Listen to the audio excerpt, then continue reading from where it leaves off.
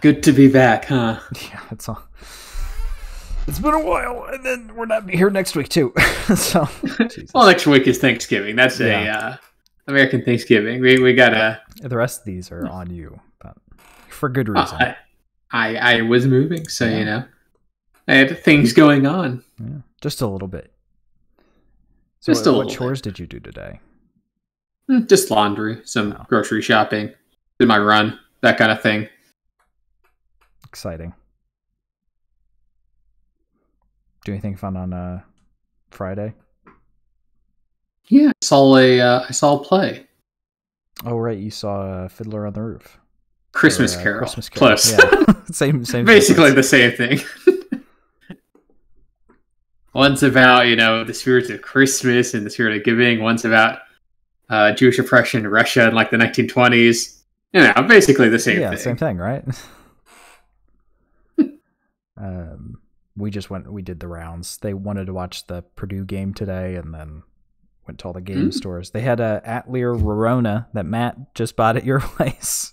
Oh, well, hey, there you go. You know how much? Remember how much he spent for it? Like, I want to say like 40, maybe, something like that. It was here for 12. I could be wrong, and maybe it was a lot cheaper. But it was here for 12, so it's like, of course, the one time they actually get a new one in stock, and it's the one he just bought. Hey, well, that's part of the risk / reward, right? Yeah, I mean, it's not on me. It's just like, it'd be nice to be able to get him one that he doesn't have, Well, he's too eagle-eyed. Yep. He had some money burning a hole in his pocket, so he snapped a couple of them up. He had me pick up the Game Boy, or not Game Boy, the DS version of one that was here because it was like $20 cheaper than retail. Well, that's smart. He's basically, I think he's only missing a couple now. There's still quite a few, I think. I know he doesn't have most of them physical. He's got a lot of them on Steam. Yeah. Well, that's just more convenient. Yeah. But, sometimes you want to play them as they were intended, On the Sega Saturn. I don't think any of them came from Sega Saturn. I think the earliest one was PS2. Yeah, well, close enough. Yeah, that's basically. I've just sat down to relax for the first time today, and now I gotta do this, and then I gotta go get stuff ready for work tomorrow, and then I can actually relax a little bit, and then it'll be time for bed. So I'll relax for about 20 minutes before I go to sleep. I think it's relaxing in a way, if you think about it. What's relaxing in a way? Sleeping. Sleep, yeah, but it's not doing things that I want to do to relax. I mean, I want to sleep, but I also want more time to do things I actually want to do. I don't want to go to work. That's what I'm saying. Wow. You don't have to, but then you won't get money. Yeah, kind of need that to be able to live, sadly. So that's true. Don't really have an option there.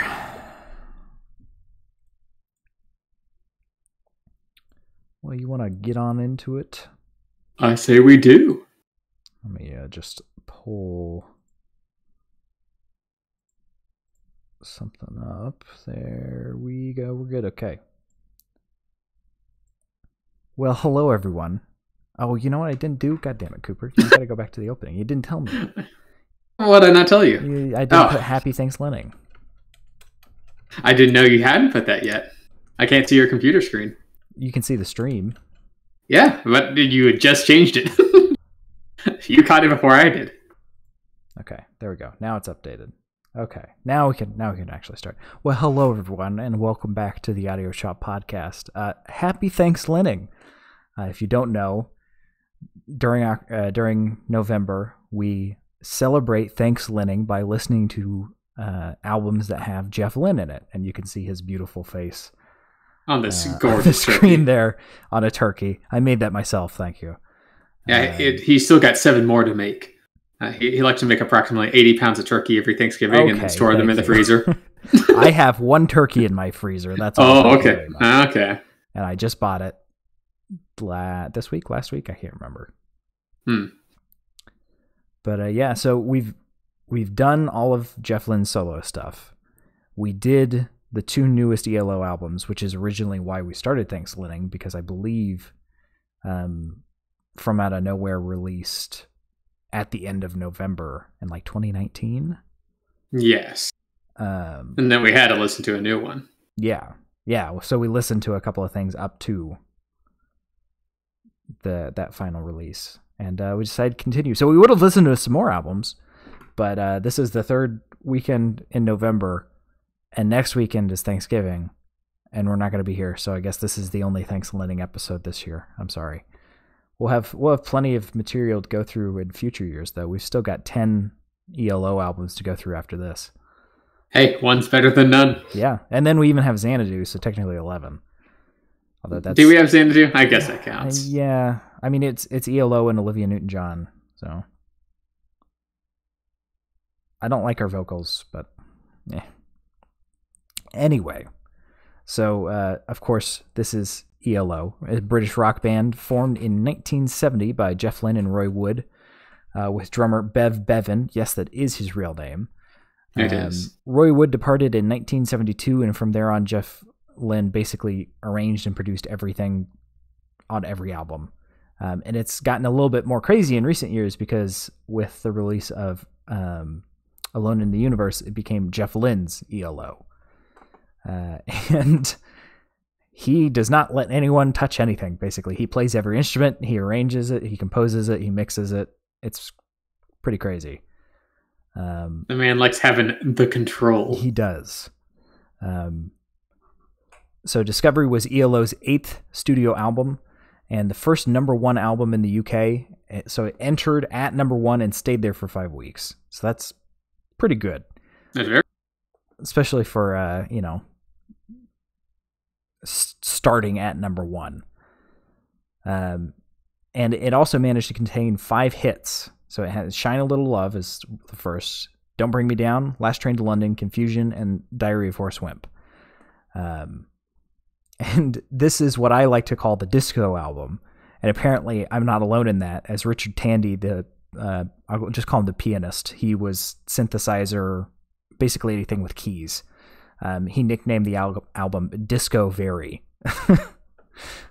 which is pretty accurate. It is disco.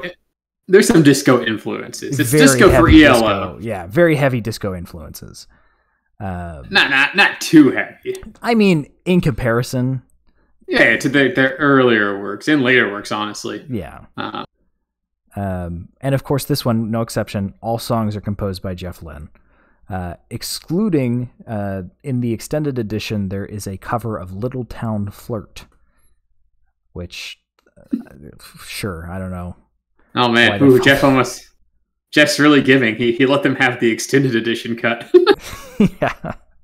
Well, no, Little Town Flirt was a cover. It wasn't an original song. Oh, so it was a cover of somebody else's song. Discovery was the first ever album to generate 4 top 10 singles from a single LP in the UK. I don't think that's true for the US. And was certified double platinum in 1997. And pretty good. You any guesses at what the album before and after this one are, Cooper? For ELO? Yeah. What after is before was, it's not El Dorado. That's like number 5. It's Out of the Blue, right? Before is the one before? Yeah. What's after? Time.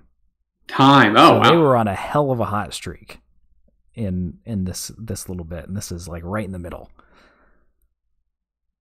So wow, just coming off the success of Out of the Blue and Mr. Blue Sky, and then they released this. And then they released Time, which I think I'm a little skewed there. I don't think it was as critically acclaimed as the others, but damn, it's the best in your heart. Yeah, it's the best in my heart. So you want to get on with the songs here, Cooper? I say so. I feel like we've covered the bases. Oh shit! So we'll start with track number 1, one of those lead singles that you mentioned, "Shine a Little Love." Yes, and this was, I would call it a pretty strong opener. You know, that's just me. little strong. Sorry, I'm doing a lot of back end stuff over here. The start of this song always makes me think of Secret Messages. It's got a very mysterious, like odd ringing and like oddly wet noises going on for like 30 seconds. It's ethereal, kind of entering the dream world. Yeah, you're discovering the album. Ooh, hey. Ooh. No, but but then at the 30-second mark, it just kind of cuts right into the actual song. Mm-hmm. So, which the start really doesn't fit with the theme of the album or the theme of the song. But it's fun, you know. It's a nice little intro bit. In modern times, that probably would be a 30-second intro song. But well, in the 70s, they didn't discover that you can make songs that short yet. Yeah.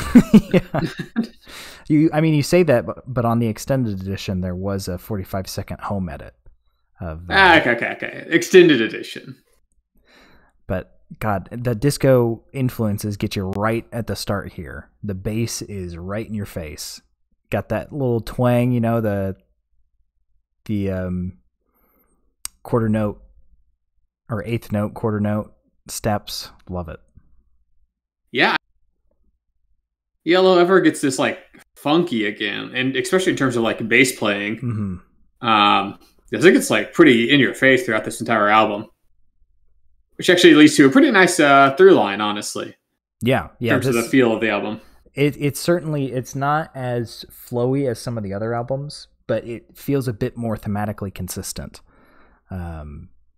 Which, you know, it's good to have those, and also it's good to have variety. So it's really just what you're feeling like. But man, they put the bass front and center on this album and in this song, and it's just beautiful. Of course. Yeah, and it works surprisingly well with the strings are obviously pretty prevalent throughout this album, as they are with a lot of ELO's works. Earlier. Early, but even throughout, you know, some of their later discography. But I think it plays fairly well with the bass, honestly. Yeah, surprisingly. Because they take the high while the bass takes the low. Yeah, they do go quite high. And they really love the harmonies. That ELO always does the harmonies, but in this song specifically, heavy on the harmony. It doesn't have a whole lot going on in the electric guitar for Shine a Little Love, but you know, there's a lot going on already, so you can forgive it. It'd be a little bit cluttered if you had too much more. Yeah, no, I think it keeps the good energy throughout the entire song, and I mean, the only thing is, I guess I could do with they kind of visit the chorus pretty often, since it's kind of pretty, you know, short, pretty tight. But I think it kind of keeps that disco feel with that kind of forward motion throughout the entire song. You know, it makes it a good opener for kind of what the album represents. Yeah, very good. And then, of course, my favorite little bit of this song at 4:10, when they backing lyrics sing ELO, just a little bit of self-promotion in their own song. It's like, you know, some people like give a shout out. It's like a Jason Derulo shout out. You don't even know who Jason Derulo is anymore. No, I'm gonna say no. He was in Cats. He played Rum Tum Tugger.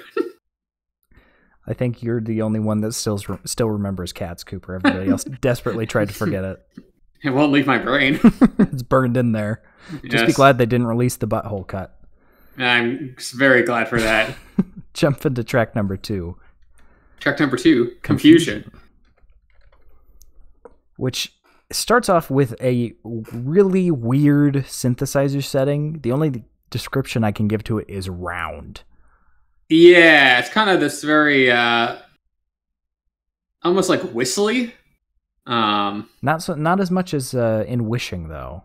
No, that gets even more whistly. But this one, you know, it definitely is approaching that as some sort of like woodwind-esque element to it. Yeah, and that is a constant throughout, along with the strings, of course, underpinning the whole thing again. And every once in a while, there's some little bit of percussion tossed in there.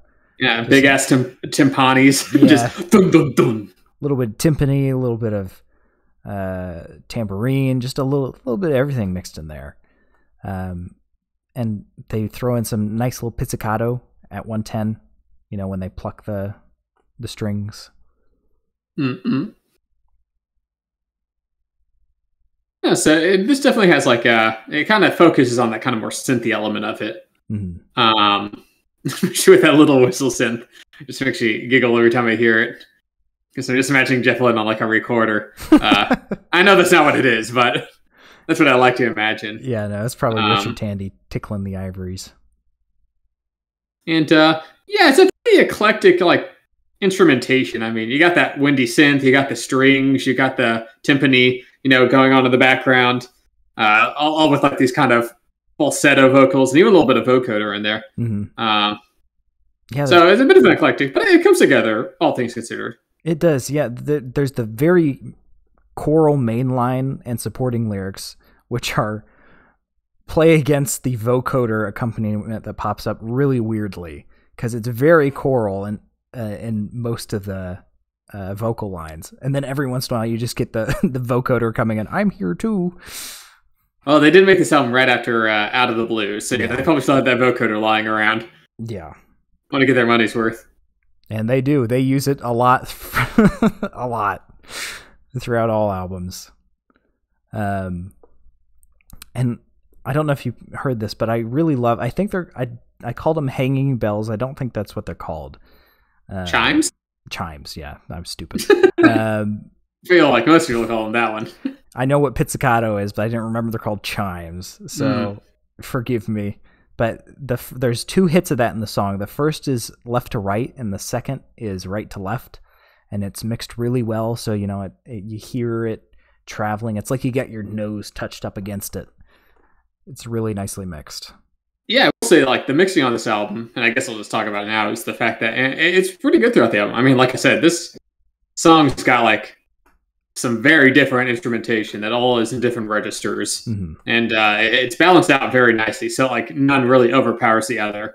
Like I said, those bass and strings are able to play together nicely. If you had poor mixing, you could probably lose some of the intricacies in either one of those. Yeah, and this is a little bit lighter, but there are some songs on this album that just go crazy with the instruments. And if the mixing was just a little bit one way or the other, you'd lose most of it to just mush. I jump into the next track if you're ready, Coop. Yeah, track number 3, Need Her Love. Gotta have a love song. It's the longest one on the album. And it starts so soft and whispery with those strings and what I like to call sensual electric guitar. I don't know a better description for that. And it really just breaks out into, I will admit it, it's a pretty odd singing style from Jeff Lynne. It's a little more, it's not unpleasant. It's just a little more forlorn. And yeah, I know what you mean about the guitars. It's almost almost a Spanish guitar-esque influence. Slight Santana vibes. He was playing a sad love song. Yeah. Yeah, and again, just such heavy reliance on those strings. Even though they're really far back in this one. It feels like they're leaning on them quite heavily, but they're just, at the other end of the auditorium. Yeah, I mean, it's a more low-key song, so the more low-key strings works. I think it's in its favor. Mm-hmm. Yeah, but this is the album's love song. Or, the soft love song. Every rock album had to have one. Mm-hmm. Yeah, very soft. Not no Wings, another silly love song. And there's some, I don't know if you picked up on this, Cooper, but every time I listen to the song, I hear the really odd syllable emphasis around 130. But I've always really liked it. But it's really weird emphasis, right at the ends of his words. Yeah, it's almost, I'm not going to say cut off, but it's crisp. It's crisp, He's clenching his abs to get he's running out of breath, so he's forcing that last bit of breath. That's how in love he is. Sure, he's breathless. Maybe that's what he's going for. Yeah, we'll go with that. Maybe Jeff just really had to use the bathroom and was trying to get through that studio session. Then we got some really echoey solo at 240, which I will say I think the guitar's mixed a little too sharp in comparison to the rest of the song, but it doesn't stay around for too long, so it's not that bad. Yeah, especially compared to the more like forlorn, your sexy guitar, as you said, Sam. Mm-hmm. That's kind of throughout the album. I said sensual, not sexy. Same difference. Yeah, no, but it's not my favorite ELO love song, but it's sweet. It's got good production value, and I think it carries the mood throughout. And it's got that little guitar solo. Yeah, little guitar solo, good mood. It's very very nice and lovely, and who wouldn't want to be serenaded like that? Do you want to be serenaded by Jeff Lynne, Sam? Not necessarily. He's a bit old now. Maybe young Jeff Lynne. Like platonically, He's like, "Hey Sam, let me play you something." I don't think Cooper hit most of these notes on this album anymore. I even commented on that later on when we get to some of the later songs. His vocal octave is a little bit more restricted. This album came out over 50 years ago. Yeah. You had to give him a little bit of a break. That's fair. Yeah. No, but I'm just saying I can hit most of the notes, so maybe you should step up his game. Moving on to track number 4. Track number 4? The Diary of Horace Wimp. Sorry. I was thinking Diary of a Wimpy. Diary of Horace Wimp. This is hailed as another Beatles-esque song. Yeah, well, you're saying ELO's been compared to Beatles before? By the Beatles, even. Yeah, exactly. But, one of my favorite features of this one is just that vocoder scatting constantly going on in the background. It's just ever present, sitting there. If this, you see Beatles songwriting, I say like Paul McCartney songwriting specifically, like especially like his Wings stuff. Mm-hmm. Like this has like, especially the verses have like that heavy, like silly love song, and even like Paul's section in the, A Day in the Life. Where it's like a very upbeat, synthy, kind of almost slightly tongue-in-cheek narrative, while also having like some sincerity behind it. And it has like I said, a narrative. It's about our main character Horace Wimp. Yeah. A day in his or a week in his life. Yeah, just 1 week. We got to mention how there's that lovely build up to the chorus. From the kind of scatting lower energy of the days of the week. It really, sets up the energy of God telling Horace to go get laid. That is literally the narrative. And you know what? It worked. So quickly, we might as well cover the story real quick. So we follow our protagonist, Horace Wimp, who, is late on Monday to the office. And if he's late one more time, he'll get fired. But he's sorry, and he's basically really sad because he's never had a girlfriend. So then God comes down from heaven and says, "Hey, go get laid." And then on Wednesday he meets, or is it Thursday? I think it's Thursday. Thursday he meets the girl. Friday they go for a date. And at the end of the date he asks her to marry him, and she says yes, and then they get married on Sunday. So, and the chorus acts as the voice from above. Yeah. Telling Horace get laid. And yeah, it's got that nice, it's that nice narrative. It's like a weird like take on it, but also like a little heartwarming that Horace kind of straight goes for it. Yeah. And then the last chorus, instead of go out and find yourself a wife, it's go out and find yourself a life. So.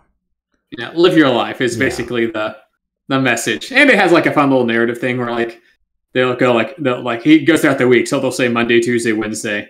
They skip Saturday. Yeah, it doesn't exist. I was reading online. Jeff Lynne said something like because that's when the football game was on or something. He just made up some reason. I still think it's funny. Yeah, I'd say we could get married tomorrow, but there's a game I kind of want to watch. I mean, she agreed to him after like one date, so you know, I think she was locked in.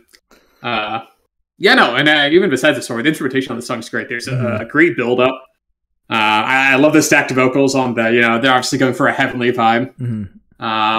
And the verse too, where it's like a little more down to earth, a little more of a theatrical performance by Jeff. Yeah, I just like really like how the song builds up. Oh, it's so good. And there's I really love some lyrics in this, specifically on the Sunday, the wedding day, when Horace rushes in and says, "Here comes my wife for the rest of my life," and she did. And then the wedding bell things, I really like that little bit. It's just something about it. It's like, oh, that's sweet. Yeah, there's a lot of thought put into like the little flourishes in the song. Again, specifically with flourishes, there's knocking at 3:04.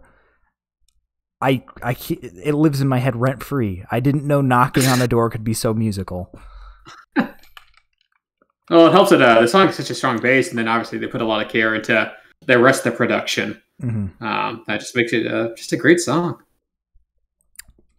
It's so good. The only complaint I have about this one is right at the very end. There's some repeating canned trumpet, which I'm really not that big of a fan of. It sounds kind of out of place in comparison to the rest of it, because all the rest of the song, all the rest of the instruments that they're using are real. So I think the real thing would have worked better there.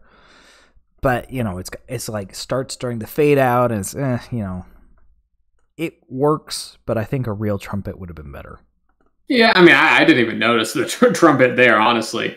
The instrumentation here is already pretty thick. Yeah. So yeah, I listen to ELO a bit too much, Cooper. So I pick up on that. No, I know you notice these things. Specifically on Horace Wimp. I'm sure this isn't the first time you listened to it this week. Probably the 15th or so. I don't know. It's a good song, okay? Moving on. Track number 5. Track number 5? Something else I've listened to several times this week. Last Train to London, which I would say is probably the most disco song on the album. Yeah, this is the disco track, definitely. I would go so far to say, is it single-handedly saved disco? What? Did it save disco? I don't know. It just sounded grand enough to say. Was disco dying in 1970? 1979. Oh, okay. I think disco died in 1975. Yeah, so I don't think it saved disco. In fact, I'd say ELO was pretty late to the disco game.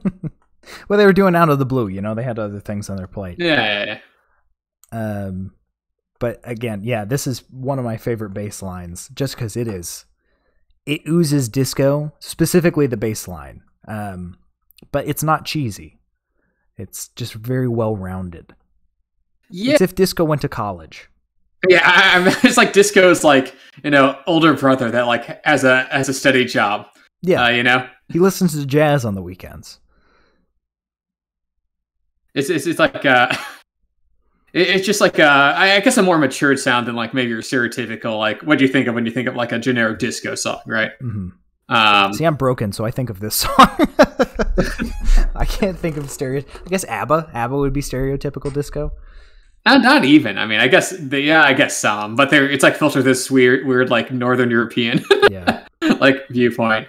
No, but I think it's impressive how they're able to maintain both the disco sound and their ELO sound. When you say that to anyone, those are most people wouldn't describe them as something that's compatible, and yet we have a whole album of where it was. Yeah, I mean, I will say there are distinct phases of the ELO sound. Definitely would not mesh well with early ELO. No. But this iteration, middle-aged ELO is a bit more compatible. And speaking of middle-aged, man, that last part of the falsetto goes Bee Gees level high. That is really high falsetto there. Honestly, I think the Bee Gees is a good comparison for the song as a whole. I mean, besides just the vocals, you know, you've got that very driving bass line.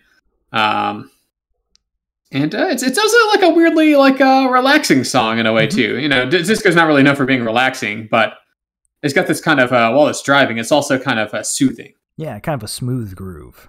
Oh, it's like you're riding a train late at night. 9:29, if you will. That's the time of the last train to London. Fun fact.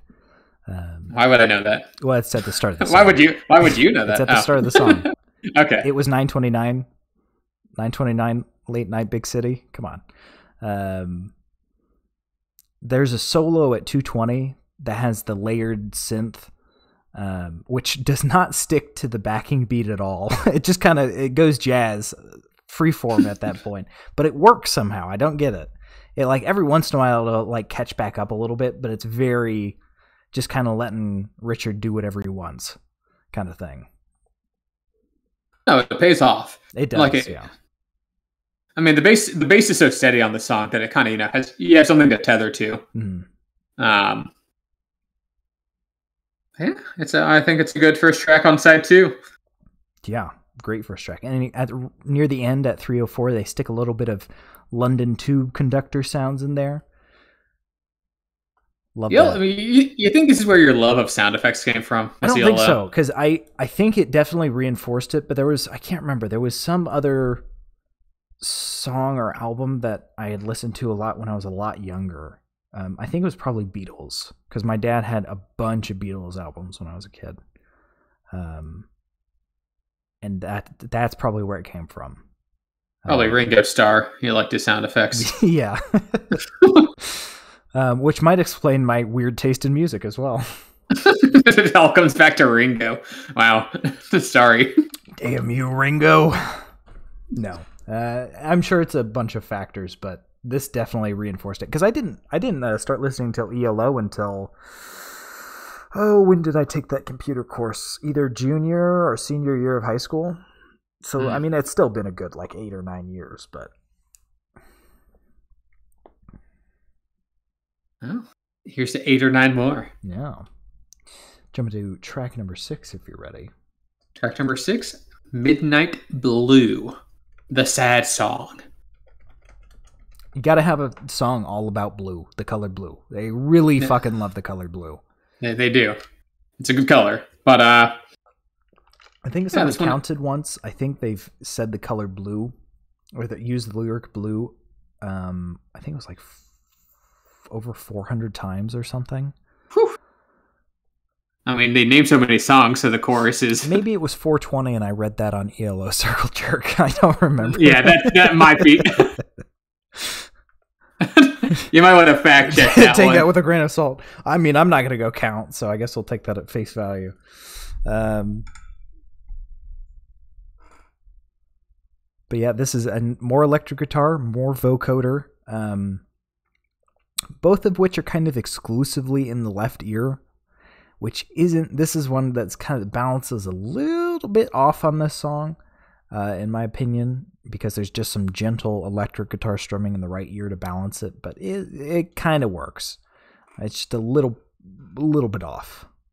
Yeah, I mean, it's a slower song, so you're like, you notice that a little bit more, There's not as many layers to kind of get distracted by. I mean, it's got some good string work. That's kind of been present throughout the album. And a more somber vocal performance by Jeff. I mean, you say that, but again, just super high falsetto at 2:30. Oh, yeah. Good luck good luck making a 2021 edit of that. No, yeah. Modern Jeff's not singing that. No. Yeah, no, I mean, this song is, it's serviceable.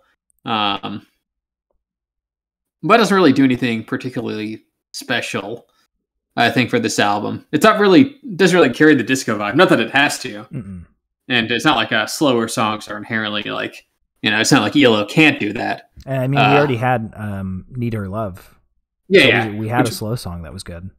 Yeah, this one just a little on the, I don't know, maybe the safe side.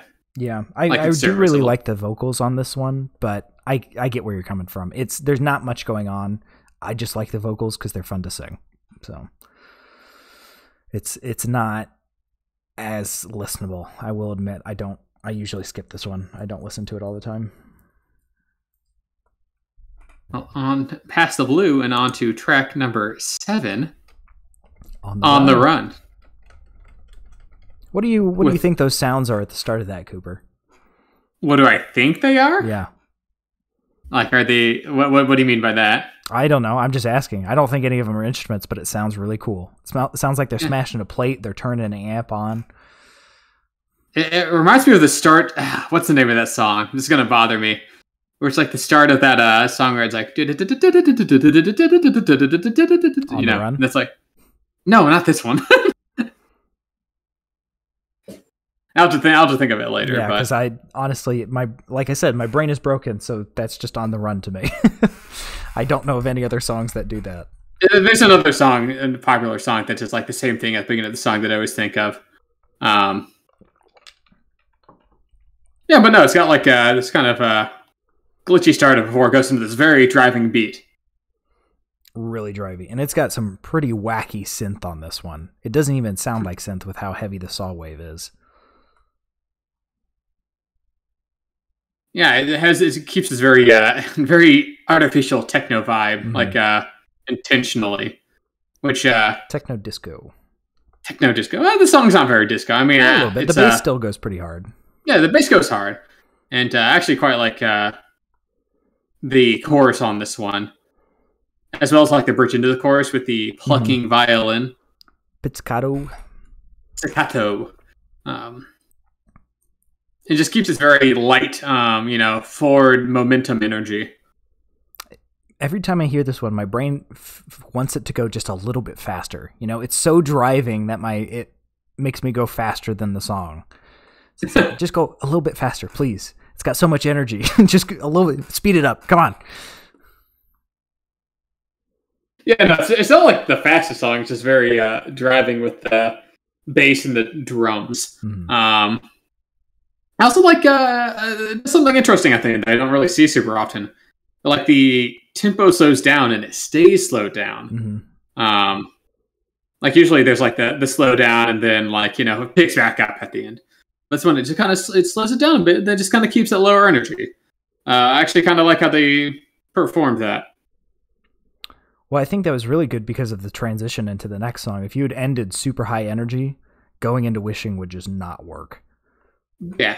So I think there's some album thinking there. Yeah, which is good to see because you don't see it much these days. Well, nowadays it's a lot more, obviously the radio single dominated, but, especially with streaming, you just want to get a song that can get on a playlist, right? Yeah, which is a shame. I love album experiences.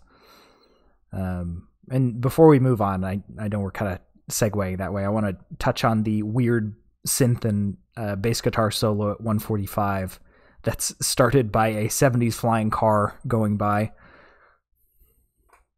Yeah, ELO just likes their sound effects. It's great. It's like a crusty spaceship flying overhead is what it sounds like.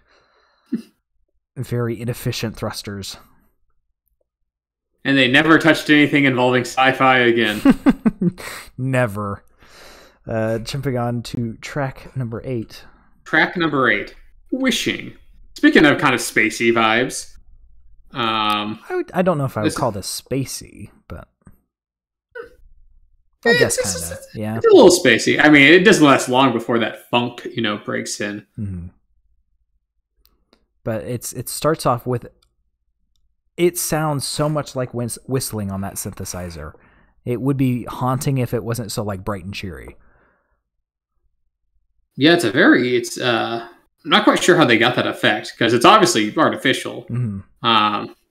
But it still sounds surprisingly organic, if that makes sense. Yeah. I wonder maybe if it's somebody whistling with the synth. I don't know. It sounds like it's just the synth though. Yeah. But I mean, Richard Tandy is a genius, so probably his wizardry. And you got that, and then it breaks into the kind of a nice slow funk with some good piano. There's a nice piano breakdown on the song. Mm-hmm, I haven't really seen throughout the album. Some beautiful grand piano in this one, which I think is nice. The kind of tossing some different instrumentation right here on the second to last song of the album. Mm-hmm. Yeah, definitely not a dry moment. I will say there's some, again, this is another one that has a little bit of weird mixing going on. The bright electric guitar is exclusively in the left ear. and it's pretty bright in comparison to everything else, but thankfully it's very short strumming, so it doesn't come out too much. It drops back in the mix a little bit and comes forward. But it's just every once in a while that kind of would pop up. But that might just be me being me. I mean, I didn't really notice it much myself. Like I said, it's just the strumming, so it's not like it bothered me all too much. Huh? Man, this is I like the more theatrical vocal performance. I like that electrical whistling sound that jumps in from time to time. Mm-hmm. Song maintains a nice vibe. Yeah, and you got the harmonies on chorus in this one, not just on certain words. It provides some really fun emphasis on different things. Harmonies on horse? Chorus. Saying, we already reviewed chorus. That song. Did I cut out? I know. No, I'm just joking. I mean, we can talk about Horse Wimp some more if you want. Good song. No, we gotta move on to the final track on this album, Sam. I would say the biggest track on this album. Definitely the most remembered. Certainly their best charting song on this album. And that is, of course, track number 9, Don't Bring Me Down. And this one comes... When I was talking about the transition album thinking before, this one just comes out of the gate swinging. Yeah, this one honestly doesn't sound like throughout the album had a pretty cohesive sound, and this one just kind of breaks the door down. Yeah, it's tacked on the end, you know. Which actually I was reading up on it, and it literally was tacked on the end. Jeff was thinking that they need like one more like energetic song, so they pumped out this one. Yeah, he's got some weird thought processes when it comes to like rock. So he always thinks that every album needs at least one classic rock song, which this one kind of is. And he did it again for From Out of Nowhere. It's like called Do It Again or something. I can't remember. But it's just it doesn't terribly fit, but it's a good song. Thematically, it doesn't really fit with the rest of the album. Yeah. So, but I guess if you put it at the end, then you don't really have to like. Yeah, I mean, this follow is it up with anything. Best spot for it for sure. I mean, they made worse placing decisions, like with Time. Hold On Tight to Your Dreams. That one kind of is placed between the two songs that actually connect. But this song's very, it's got that classic rock vibe. Very rambunctious with some like, distorted piano, some like aggressive drumming, and then the very like, in your face vocals. Yeah, they're like smashing on the piano, playing so hard, crazy saw wave synthesizers. Is this what the kids call shoegaze, Cooper? This is not. This is not. It was definitely wall of sound. No, don't use shoegaze like.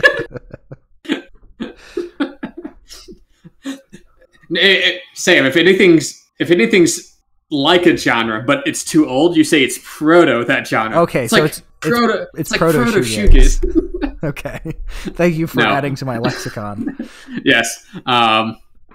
No, I mean it's straightforward. This song, what it lacks in subtlety, it kind of makes up with it, and kind of in your face personality. Yeah. It's being kind of a fun pop rock hit. Yeah, it definitely is kind of lacking in the lyrical department, but they kind of just treat the vocals as another instrument, as they usually do, even more so in this one, because everything is kind of mixed to the same level, which is why I gave it that shoegaze comparison, because it's just kind of there. It's all in your face. Which, speaking of lyrics, do you know, in the chorus, they say, "Don't bring me down." And then, of course, they follow with what most people assume is the name Bruce, right? Mm-hmm.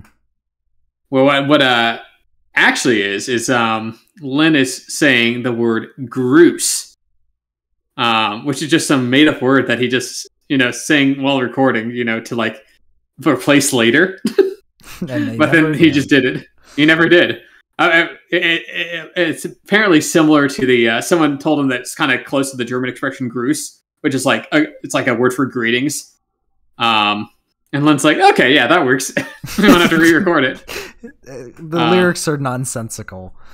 Of course, most people aren't familiar with German, or at least his American UK audience isn't. So, most people think he's saying Bruce. I mean, it sounds like he's doing a B there. It does not sound like a G. Yes. And actually, when he performs it live, he sometimes says Bruce, just to have fun with it. Because it's a very hard B sound, not a Groose. It's a like you hear the buh. And he kind of Roger Rabbits it, where he goes. Yeah, like, I don't know. I don't know how he does it. It's very crazy. But this one is just it's weird. It's all over the place. It actually wasn't until I was listening to ELO for a while before I got to this album and realized, oh, hey, this was actually by ELO. I didn't realize, because it's very unlike anything else that they've made. You can so see ironic, since it's like probably like it's like either their second or third most popular song. Yeah. Right, it might for a while there. It probably was the first. Mr. Blue Skies just made a comeback. But yeah, and then of course you got that slam the faraway door to finish the album sound. Just leaving the studio. Yep. What's more definitive than a closing door? Exactly, and that's the album. So we've probably managed to talk about the album for longer than it actually runs. Yes, because it's like a 38-minute album. Pretty tight. As is most of ELO's discography, unless you're listening to a time, like special edition, or a double, or a double LP. Like to keep it tight. Yeah, there's no shame. I mean, they were pumping these albums out pretty fast in the 70s, so yeah. I don't blame them. Yeah, so I guess at this point we usually say what our least and most favorite songs are. Yeah. So, Sam, what's your? You remember how to podcast, Cooper? It's been so long. Yeah, it's been so long. I'm saying this to myself. I'm walking myself through it. You got a little notepad there. Okay, next. I'm checking my notes. So I think Sam, what's your favorite song?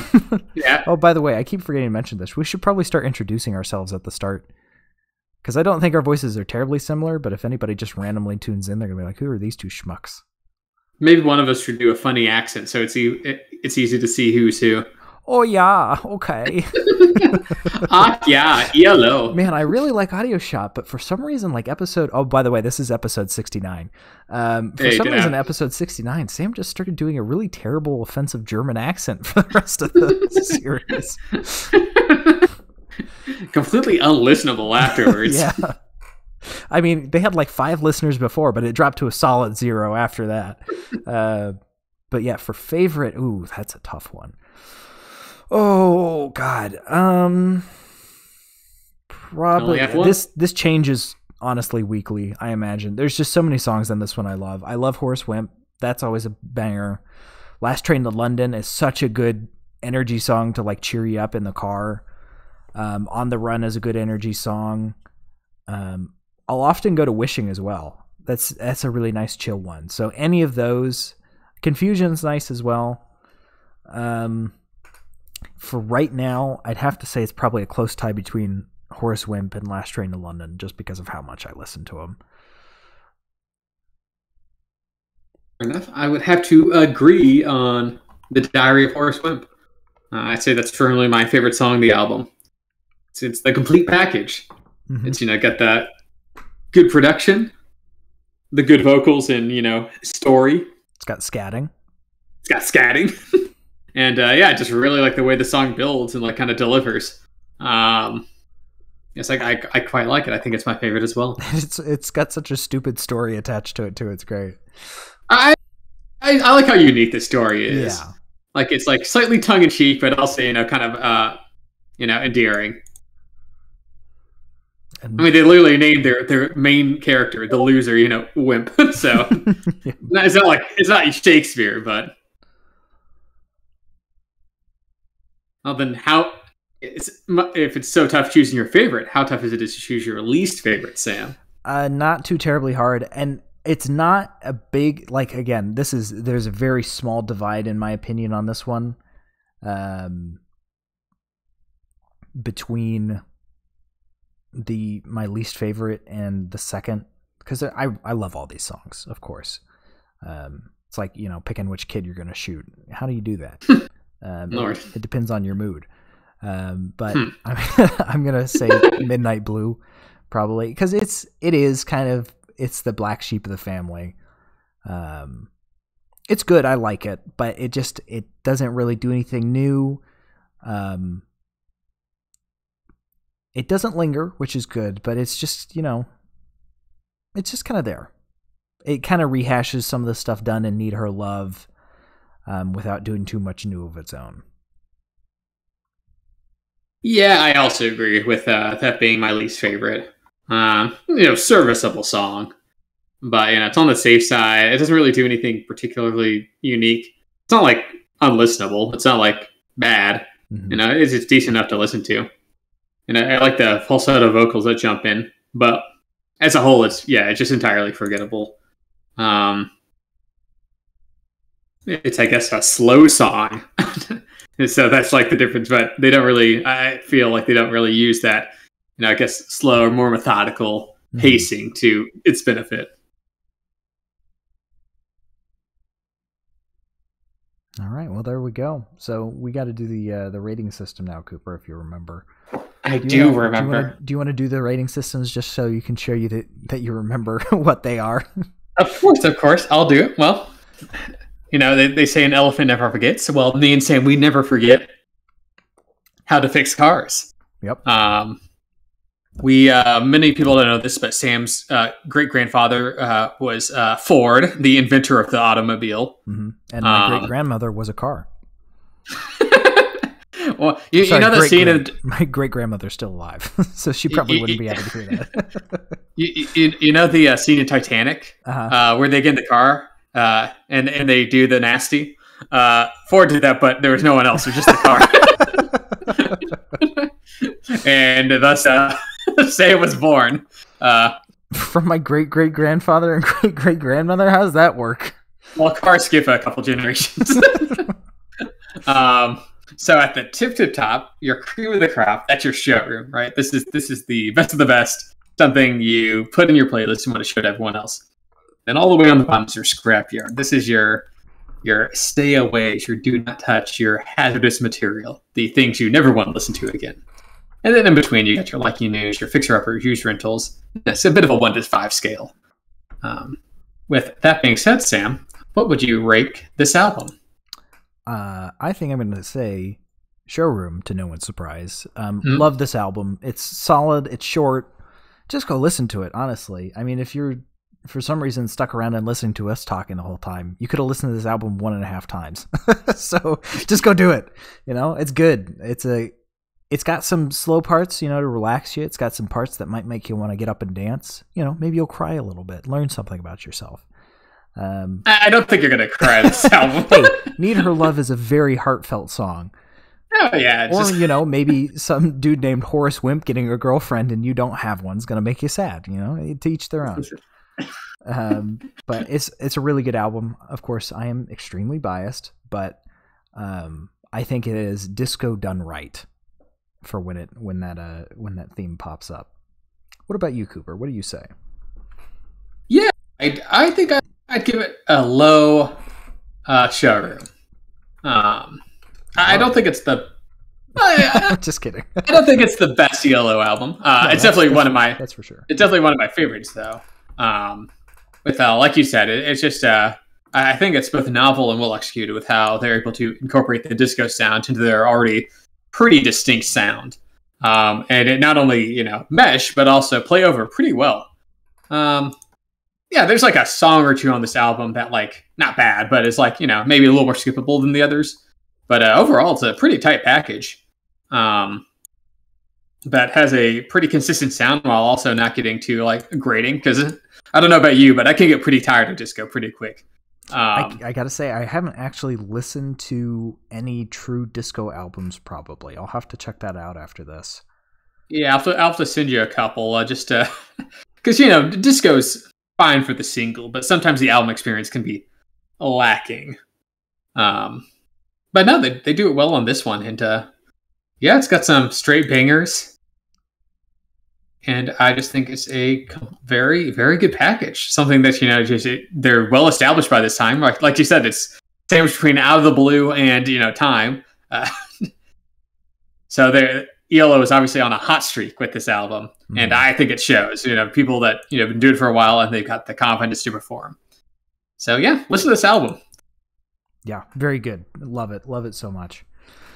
And with that, that's the end of the episode proper. Now we're going to roll on over, little car pun for you there, to the spare tire, where we just discuss whatever other music we've been listening to this week. And again, at this point, I think, why the hell did we make a music podcast themed around cars? That was such a dumb idea. Why did we choose a car theme? What were we thinking? I think we just chose a name that sounded good, right? Cooper?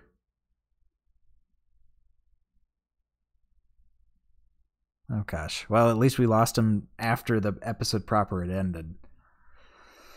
Oh, let's see how long it takes for him to get back. Because I don't even hear him this time. Hopefully it's not me. Shouldn't be me. I've still got internet. There he goes. Oh god, maybe his internet went out. He's off of Discord. Oh no, there he is. Hey, sorry about that. My completely crapped out on me.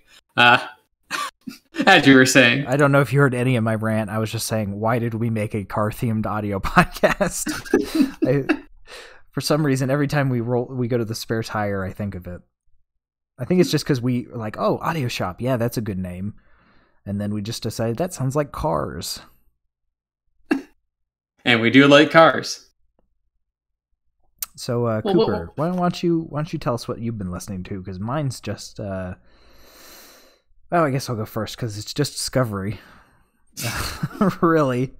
You really got down and dirty with this week's review. I did. I've been doing a little bit of Sci-Fi Woman from Out of Nowhere. That's a good song. Quite a bit of New World Record. That's another ELO album. Oh, actually, the other thing is a lot of Over the Garden Wall. A lot of Over the Garden Wall soundtrack. 'Tis the season. 'Tis the season. Got to get it in now, you know. Before it gets too cold. Exactly. And as Matt brings up a good point, our following is so large we can't rebrand at this point. Yeah, it'd just be too confusing. It just wouldn't work. It's a little tongue in cheek, you know. So what have you been listening to, Cooper?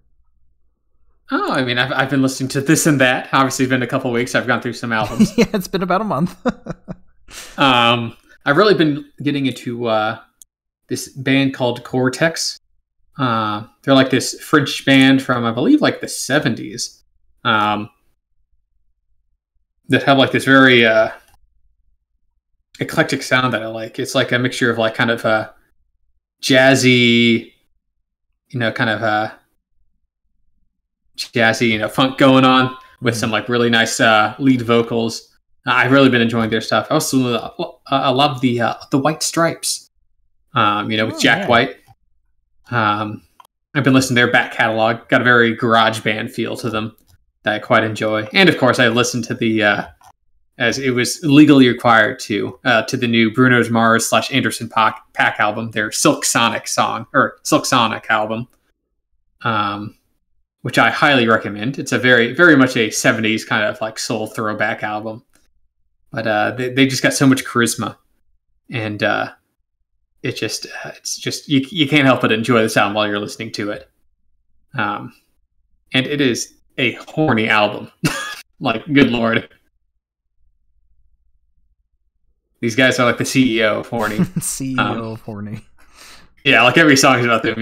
Either their hearts breaking or them falling in love, which is pretty good pretty on course at the times that they're kind of covering.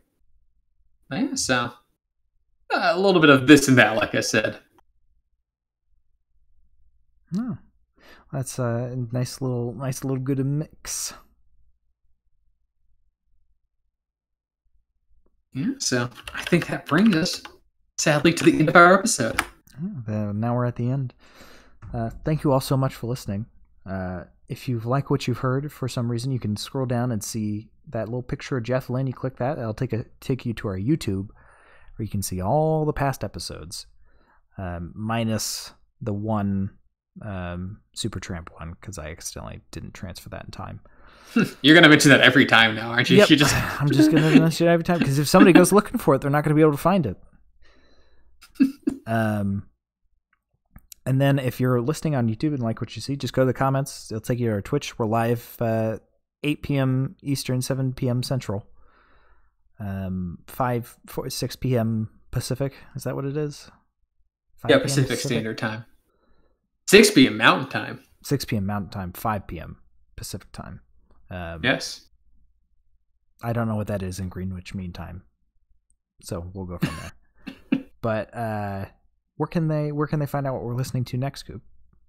They can listen to us or find out what we're listening to. You can't listen to someone on Twitter. You can follow us at Twitter at AudioShop14. I'll let you know what we're listening to, and see if you want to, you can give it a listen before we start talking about it. And there you go. That's it. So thank you all so much for listening, and we will see you next time. See you later, shoppies. See ya.